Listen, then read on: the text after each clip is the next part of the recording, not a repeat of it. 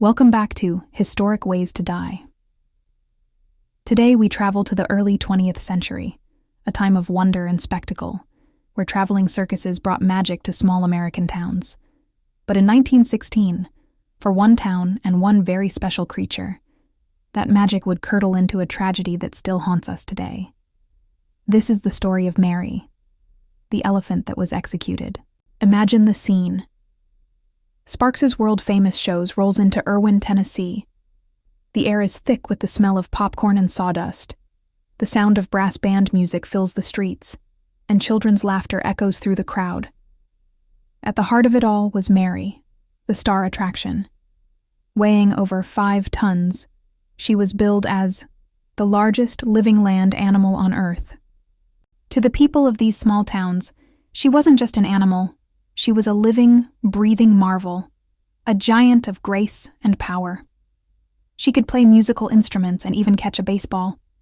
Mary was the heart of the circus, beloved by all who saw her. But the life of a circus performer, especially for an animal, is fraught with stress and uncertainty. On September 12, 1916, a tragedy unfolded that would forever change Mary's fate. The circus hired a new, inexperienced assistant elephant trainer named Red Eldridge.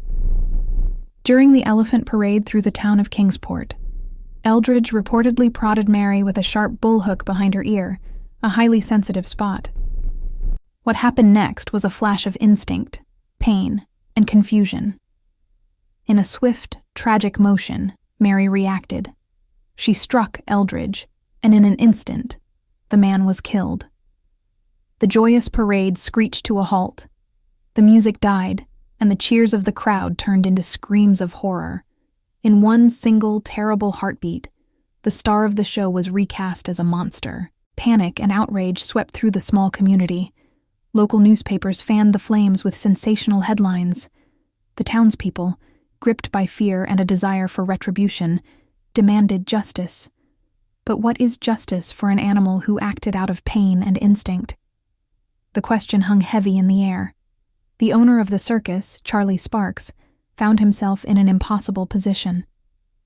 Towns across the region threatened to ban his circus unless Mary was dealt with.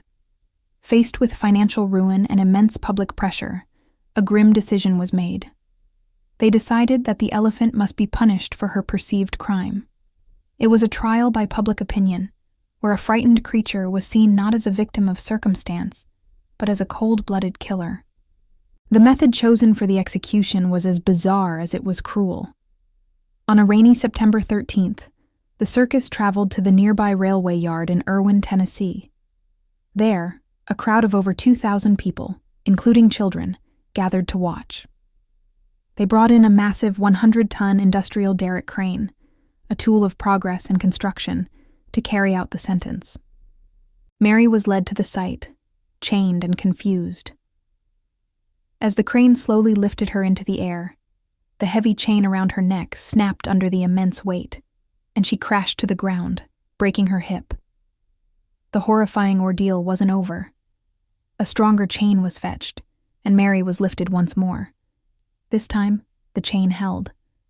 She was hanged, a spectacle of human cruelty broadcast to a silent, watching crowd.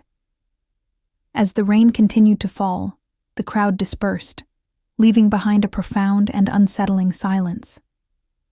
The story of Mary the elephant serves as a dark mirror, reflecting the complexities of human nature, our capacity for wonder, and our capacity for cruelty. It raises difficult questions about our relationship with the animal kingdom and the concept of justice itself. A century later, her story still hangs over us, as heavy as the chain that held her, a somber reminder of a day when the circus music stopped, and a town's fear led to an unforgettable tragedy. Thank you for joining us on this journey into the past. If you found this story compelling, please like, share, and subscribe for more historic tales.